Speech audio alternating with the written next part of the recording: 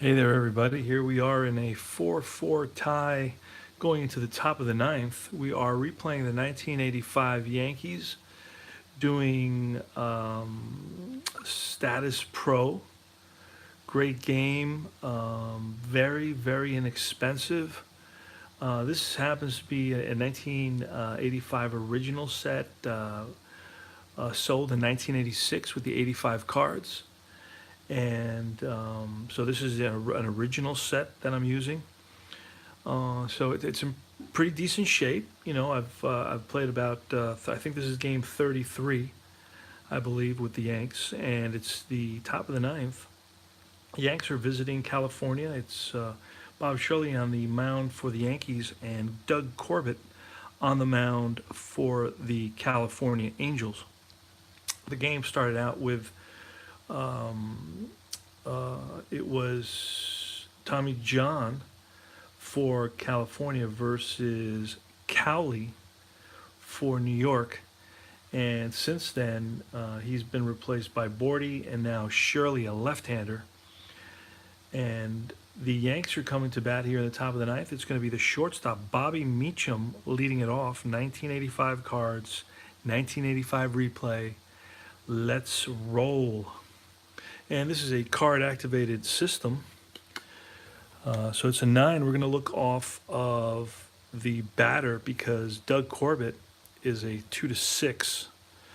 So we're going to look off of Meacham's card, which that's an advantage for the hitter. Everything goes through the pitcher. I like that about this, and I like that about payoff pitch. It's going to be a 64. The random number is a 64. That's going to be an out. He's an SN.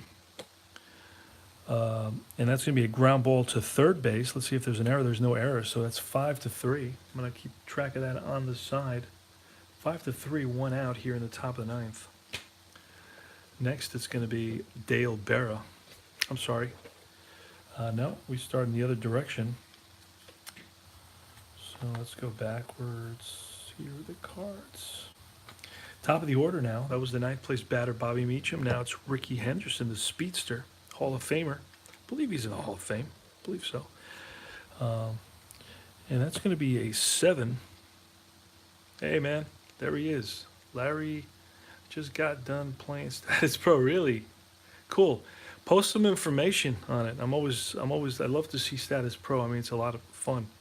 So it's a 7. And that is going to be off of Henderson's card, another advantage for the batter. It's an 85. It's going to be an out, RP. RP is a ground ball to short. And the shortstop, Schofield, fields it across the diamond to Rod Carew for out number 2. And we go to the Donnie Baseball, Don Mattingly. One of the reasons I played 1985. Had an amazing season in 85.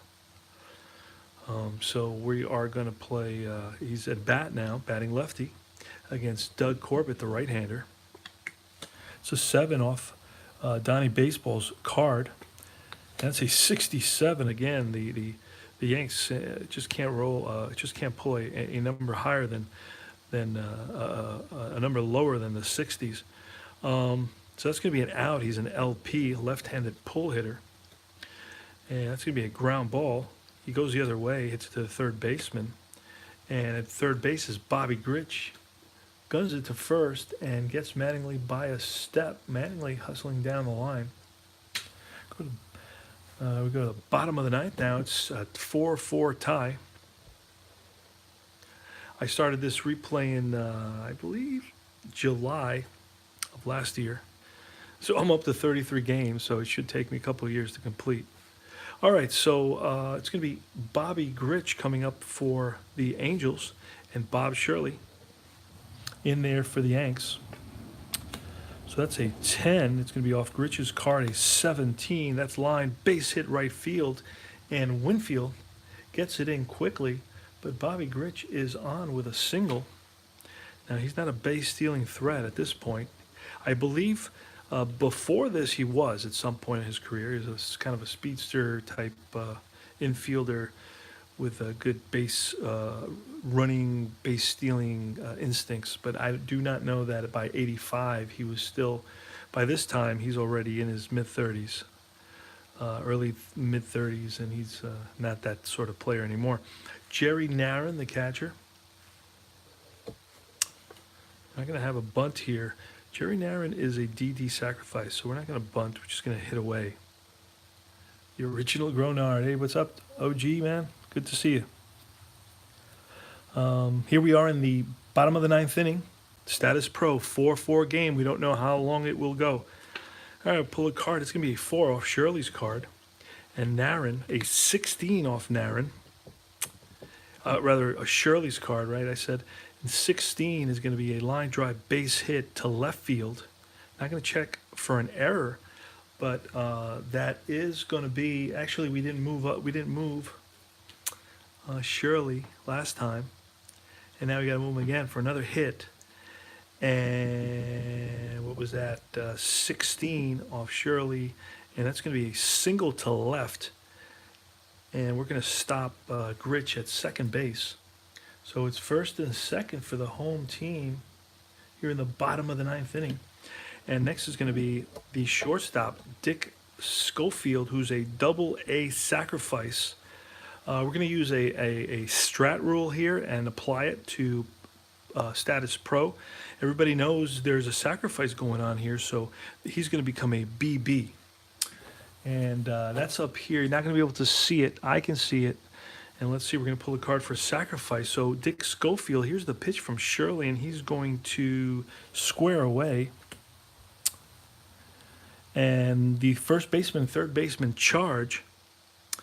And that is going to be a 75. 75 under a BB. It's going to be batter fouls out to catcher, runners hold. Oh, we got lucky here. Yanks got lucky, so it's a foul out. F2 for out number 1. And now it's Pettis. Gary Pettis, I don't know if you remember him. Center fielder, playing 122 games for the Angels that year. Don't have any stats here. These cards don't come with the stats, and they're not lefty-righty splits, but I do use the lefty-righty modifier, what it's called the variable factor for lefty versus righty. It's like a little section on the big playing board that you have. One unusual thing I find about this game is when you play it is you're going to get a lot of ground balls to the catcher. Like you'll have one like every game. And it's more realistic to have ground balls to the pitcher. I don't know if I'm going to change that. I want to talk to some guys and see what they say. I find that an oddity. A lot of ground balls to the catcher and a lot of double plays started by the catcher when I don't remember seeing, maybe one during the whole season. Here I have them almost every other game, or at least a ground ball to the catcher every game. All right, so who's up? Gary Pettis with runners on first and second, 1 out. Bob Shirley, the left-hander. Pettis is a switch hitter. So 7. It's going to be off Shirley's card. That's a 26, and that's a strikeout. So he strikes out Pettis. Pettis is a strikeout victim quite often, I'll be honest with you. He's got strikeouts from 33 to 57, so wow. That seems like a lot of strikeouts, 33 to 57. And then from 58 to 67, he's got walks. No home runs for Gary Pettis. So for a guy for no home runs. So for a guy that actually hit no home runs, man, he strikes out a whole lot. All right, so it's Rod Carew. This is a dangerous fella. All right, here goes. It's a 6. It's going to be off Shirley's card. Rod Carew, the lefty, batted .388 in 1977. A 77. That's going to be an out. An LN. Let's see. An LN is a 3 grounder to 3 asterisks, but there's no error. So Rod Carew grounds out the first, and after the first 2 batters reach base, the next 3 are retired consecutively. So Bob Shirley gets out of trouble. And we go to the top of the 10th inning. It's a 4-4 tie, and it's time to shuffle the decks. We'll be shuffling the decks quite a while. I shuffle every 2 innings. And If I could shuffle every inning, I would too, but then it slows down the whole process here. So in the top of the 10th for the Yanks, in our 1985 replay, we have Dave Winfield. Remember him? Don Baylor and Ken Griffey. The Yanks, I thought, put a pretty good team of all-stars together as usual, but it didn't manifest into a real dominant and pennant-winning season. It was more like, oh, they hung in there, but just not what I wanted it to be. All right, so Dave Winfield, top of the 10th inning, 4-4 tie. New York at California at Angels. All right, it's a 6, and that's going to be off Corbett's card. And that's a 15 off Corbett's card, and that's going to be line drive, base hit center field. So Dave Winfield is on with a single. He's not a threat to steal. Well, he's a beast base stealer, so there's potential that he will go, and we're going to move Corbett to 10, from an 11 to a 10. So Winfield is on at first, and Don Baylor, power hitter. And that's going to be BD. He's a BD 0 rating, so we're actually going to pull a card for that, a 21. And this is clutch batting. They call it BD. I don't know what the BD stands for. It's clutch batting. And we just pulled a 21 on a 0. A 21 on a 0 is a double to right, runner scores. So Don Baylor laces one into the gap, and that's going to roll to the wall. And getting that back in quickly is the center fielder, Pettis. But scoring is Dave Winfield with good speed. And now Baylor stands at second base with a double. Nobody out here in the top of the 10th inning. Griffey, the left-hander. We're going to see who we have in the bullpen for the Angels. I kind of look at the stats and see who actually played in this game. And it was, we got Clements and a guy named Clyburn. Clements and Clyburn. Let's see if either of those guys are lefties. Clements is a lefty. All right, we're going to bring in Clements. So Clements is an 8. Make him an 8. And we're going to bring in Clements right now to replace the pitch to the lefty Griffey. And there we go. All right, so Clements is in the ball game. He's going to pitch to the lefty Ken Griffey. Here's the pitch. It's a 6. Clements is a 2-7, so it's going to be off Clements' card. A 73. It's going to be an out, an LN. LN is going to be a GX6. So with a runner on second,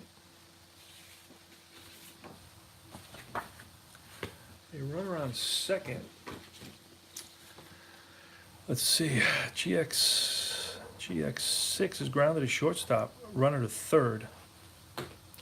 And GX6 has a LN, has an asterisk. We're going to check for an error, no error. So the runner's going to hustle over to third. It's 6-3, 1 out, runner on third. And now it's going to be Butch Weiniger. And the infield's going to have to come in, no doubt. Butch Weiniger's a switch hitter. And he's going to be the pitch. That hit was a BD hit, so we're not going to check for any errors on that earlier double, and then we already did that for the Griffey grounder. Okay, so I got to remind myself of a lot of this stuff. I'm talking to myself as I'm playing this to remember, oh, and then we have to move this, and a run scored. So he came in, he gave up, actually got to move that 3 times, started off as an 8. There you go. All right, so a lot of little things that you're not used to doing with the other games that we play, and I got to remind myself to do it with this. So it's kind of like little things that, but the more you play it, the more your mind relaxes. All right, so it's going to be an 8. It's going to be off Weiniger's card. That's going to be a 61. 61 is going to be with the infield in. We're going to see what that is. It's going to out. It's going to be a ground ball to 3 to the first baseman with an asterisk. Let's first check and see. No error. So with a runner on third, and we said it was a G3, I believe. Yeah, a G3 with a runner on third, infield in, defense option play chart. Consult the defensive option play chart. Where is that now? I saw that. So there it is. Okay, so offense decides whether to send runner on to third to home. The defense has the option of either making a play at home or allowing runner to throw. Well, he's going to make a play at home. We don't want any more runners to score, that's for sure. And return the batter first. Runner coming home. Defense trying for the runner. So at third base, we have Baylor. He's not very fast. So you know what? We are going to... No, we're going to hold Baylor. It's going to be a ground ball to first base. 3-U. And next is Willie Randolph. Right-handed hitting second baseman for the Yanks, who's been with the Yanks for a while, at least 10 years by 1985, played in those championship series, in those championship teams of the late 70s. So Willie Randolph, and we're going to bring in another pitcher. It's going to be a right-hander to face Randolph, and we said who? We said Clyburn. Should have Clyburn here. Stu Clyburn is a righty. He's perfect. He's going to be coming in. So Clements is out after 2 outs and getting 2 outs, retiring 2 there. And then Randolph is coming in now. I'm sorry, Randolph. Clyburn is going to face Randolph. Okay, there we go. And Clyburn is a what? He's a 6. And it's going to be Willie Randolph with a runner at third base. It's an important run because this is an insurance run. If the Yankees can get it.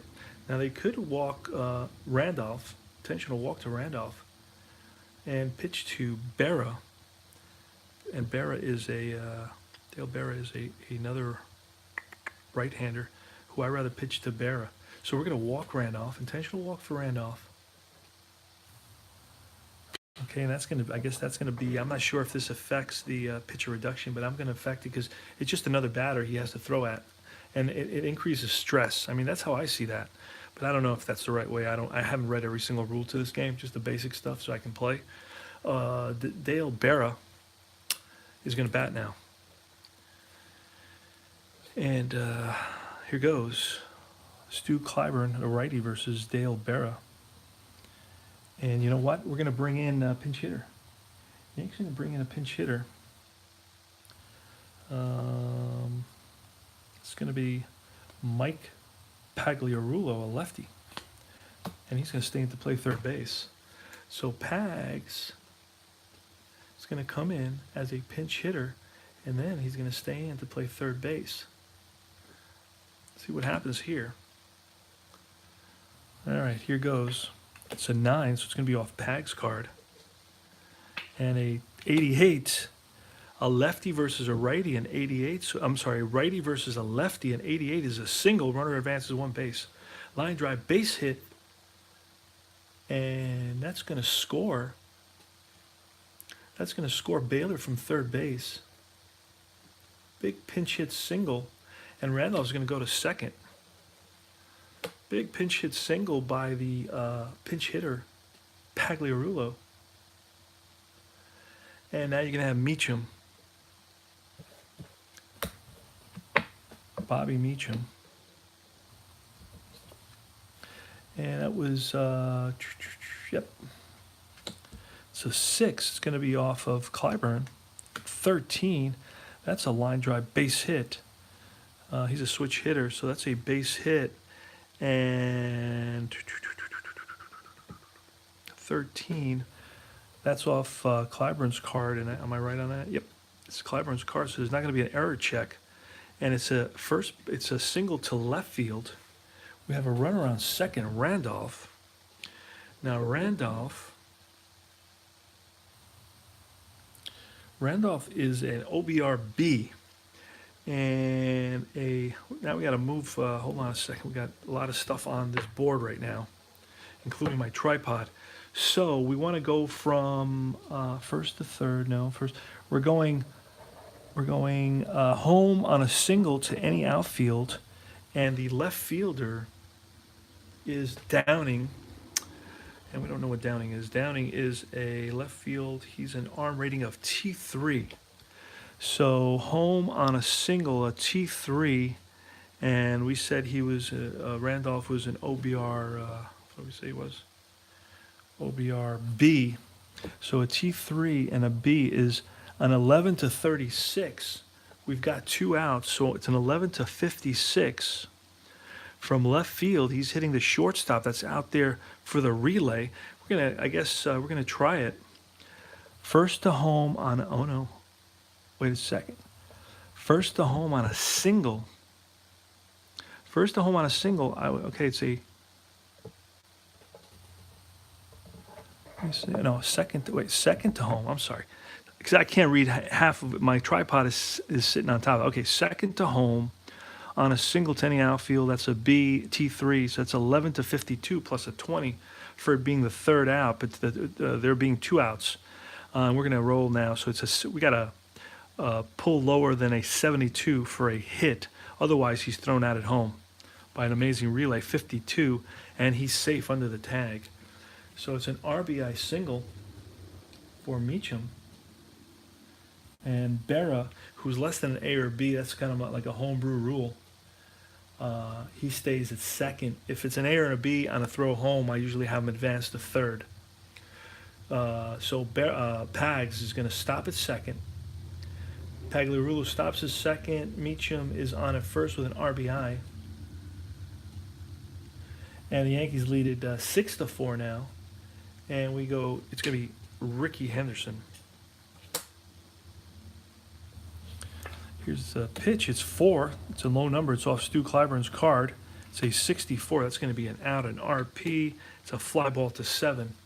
So that's the left fielder out there, and that's going to be Downing for out number 3. But the Yanks pick up 2 runs on 4 hits, and they lead it by a score of 6-4 now, going to the bottom of the 10th. And the Yanks are going to bring in their closer, Dave Righetti, the left-hander. Dave Righetti's in there now. So Righetti is going to come in.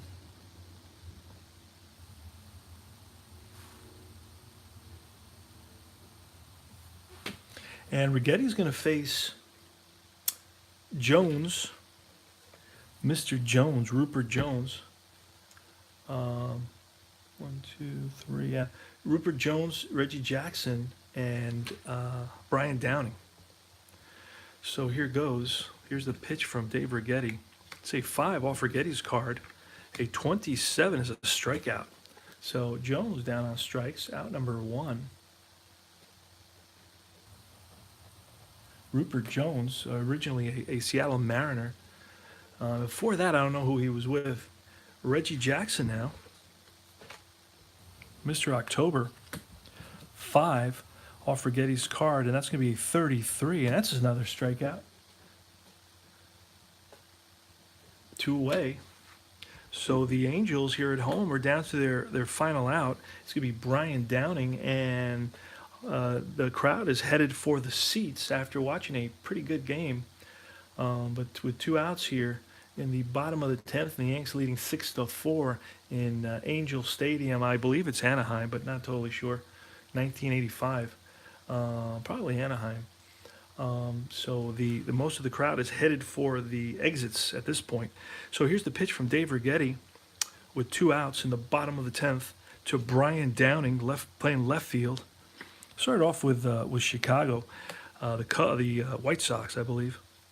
And that's an 8, so that's going to be off Downing's card. That's an advantage for Downing, and that's an 87. So it's a lefty versus a righty, an 80, a lefty on the mound versus a righty. An 87 is a line drive base hit single. So Downing is not ready to turn it in for the night. He singles with 2 outs here in the bottom of the 10th and keeps it alive for the Angels. Next is going to be Rob Wilfong, the second baseman for the Angels. He's a left-handed hitter versus Dave Righetti. Now let me look if they had a right-handed hitter here. Yeah, they got a guy named Juan Beniquez. So the Angels are going to pinch hit. They're going to bring in Juan Beniquez, a right-hander, to bat for Wilfong.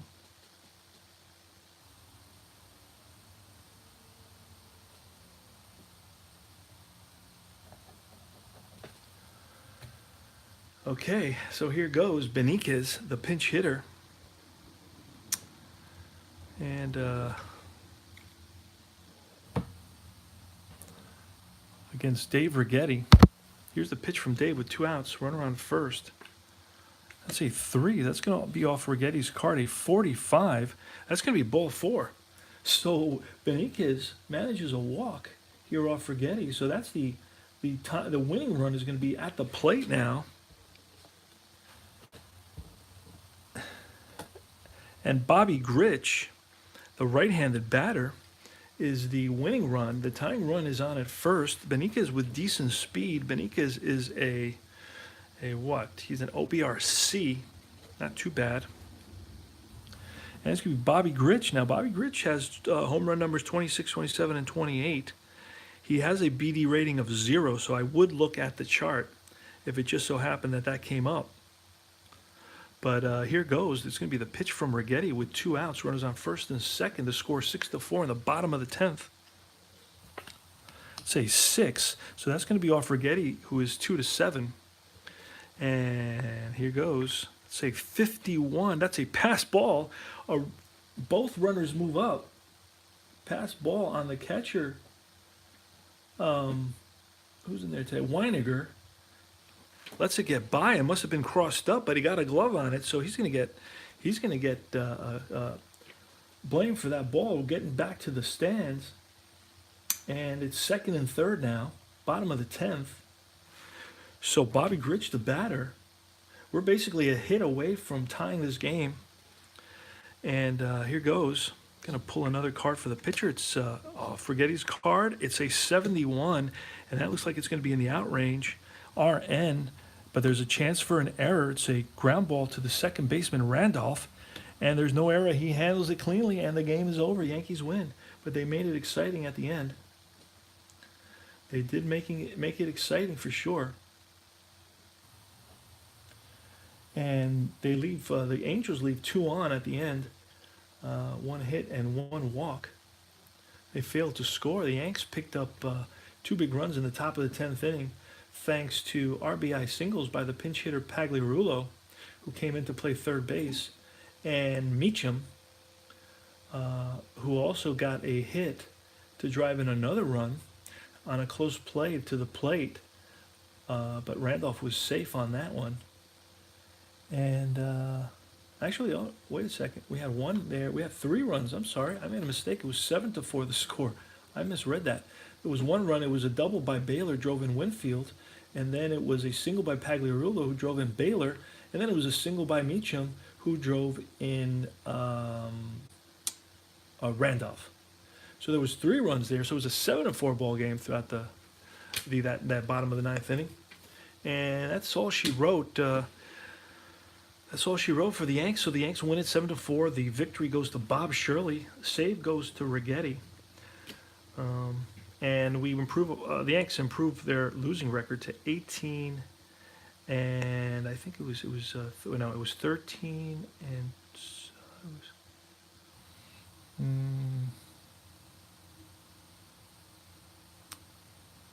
it was 30 up to this. This is 32, so it was 32. So it was I think it was 13 and 19, I believe, something like that. So now I guess they'll be about 14 and 19. So I'm not doing as well as the Yanks did. I think the Yanks were about even 500 during this season at this point. I'm a little bit behind the 8 ball on winning games, so we have to kind of catch up. So I'm gonna have to do some talking to the troops, getting in the dugout, and really, giving them a pep talk to get them going here, so we can improve our record somewhat. Because this is not working here. We're showing below what the actual 1-loss record was from 1985. So this hurts my my pride as a manager, as a tabletop manager, as a veteran tabletop manager. But I see myself more as like a Casey Stengel type, who just kind of has fun with the players, and is a kind of a lovable loser. And hopefully I can turn it around. But if I can't, you know what? It's still a lot of fun to play these games. So that was real exciting there at the end. I thought the tying run was its second with that pass ball, but it was not because the tying run was then at the plate. Since it was a 7-4 ball game, those three big runs they scored in that top of the 10th inning. So that's about it. So I'm going to say goodbye from Status Pro Los Angeles 1985. And hope you enjoyed the last bit of the game there. It went a while, though. What am I talking about here? I'm looking at 30 minutes. So that's the only way to do this, man. If you show these whole games, I mean, that would be an hour and a half, because I just did 3 innings. Actually, no, I did 2 innings, and the rest of it I did on iScore on my phone. So that's where I have all the data for this season that I'm replaying on iScore on my phone. Then I have 2 tablets that I have other things that I do, and then and I have paper and pencil that I do some other things with paper and pencil because a lot of guys like to see that, and I get nostalgic about doing my little paper and pencil stuff like I used to, in the old days. So anyway, signing off right now. I may play the third game of the series a little bit later and just join the action late in the game. I haven't played this in a while. I think I played this about 6 weeks ago. I played about 3 games. I didn't broadcast any of them. So I'm not really versed. This is, I think, the newest game or the game I've played the least. So I'm kind of like rough around the edges. So when I play it, I'm still like double checking myself. And the fact that you got to move the pitcher data, I'm not crazy about doing that so much. I'd rather just move it after every 3 innings or something. I usually pull pitchers by feel. Like if I look and see they give up more than 5 runs or anything like that, I pull the pitchers. I don't necessarily need somebody to reduce every batter and all that. But I like that. There's nothing wrong with it because it kind of, I don't know. I guess it makes it more fair in case a lot of these little mechanics are put in place for guys that play each other, and they're aggressive and they're angry and they want to win and they're competitive and all this stuff and they'll do anything to win. So they'll keep their A pitcher in there even though he's given up 17 runs, in the 3rd inning. I don't do that. So why do I have to worry about all that, right? I mean, why do I have to worry about pitcher reduction? If the minute I see that he's having trouble, I actually use actual rosters, so I could even do that, say, hey, unless he's having a good outing, I'll leave him in there. But if he's starting to give up some runs and it says that he went 3 innings, then I'll pull him after 3 innings and I'll bring in the next guy. All I want to see is the players out there, really, ultimately. I don't want to kind of, how do you call it, play the system, right? To try to win from one team or the other. I just kind of pull in whoever I see actually played in the game. Like Clyburn was in this game in reality in '85. Corbett, Tommy John started. Clemens pitched in this game. So I had the same feel, and I'm kind of recreating history. I feel like I'm traveling back in time, and I'm there. I'm in Los Angeles. I'm whatever age again. And I actually traveled to Los Angeles, and I'm sitting in the stands, and these actual guys are up there, so I do all that with my imagination, so that's a lot of fun. Anyway, guys, thank you for stopping by. I'll talk to everybody later and comment and that sort of thing, and I'll respond to you, and keep on rolling, keep on having fun with our games, and I'll share some box scores on the forums, and I'll broadcast, a little while, 20 minutes, 30 minutes, whenever I can. And when I get really, really comfortable with a set of rules, I may even, and I think it's going to be a really good game. I have a good instinct about it, a good premonition, if you will. Then I'll be like, okay, I'll broadcast the whole game. But I think this is a way to go. You get the most exciting parts of the game. I only broadcast the games if they're close. If it's if it's 7-1, I'm not going to really show it. I may show it if it's like a really good. If a guy has 4 hits or something like that, I may broadcast that and then talk about that and go over the lineups and talk about the unusual things that happen, how many strikeouts the pitcher may have or something like that. But if it's just a run-of-the-mill game with nothing really exciting going on, I probably won't bother to turn the camera on and so forth. All right, so that's it. Yankees, 85 Yankees at 85 California Angels. This is game 2 of a 3-game series. Yanks improve the record by 1, and I'll list their record. I usually go on the forums and I put up on the ones I can. I think Sports Board Game Tabletop Board Games is one that I can go on because you can go on you can go on there with any game, which is the coolest thing. I don't know why that's not more popular. You know, I guess a lot of guys just play Apple or just play Stratomatic, and I love those games, and they're all great. But for example, the Strat website has tons of people, it has like 3,000, 4,000 members, something crazy. But that's only one game. You know, you would think that 2,000 of those members would be for a general sports forum, and then you'd have a couple of thousand from APBA, and then you'd have a couple of thousand from, you know, you'd get a lot more people on a neutral site where it's just tabletop sports gaming. But it's not that way. But who knows? Who knows down the road? Maybe guys will discover it and say, hey, this is kind of cool because I can find out what's going on, what other games are out there and how those rules play, and have talks about the guys doing projects with those other rules. So anyway, all right, I'm going to say goodbye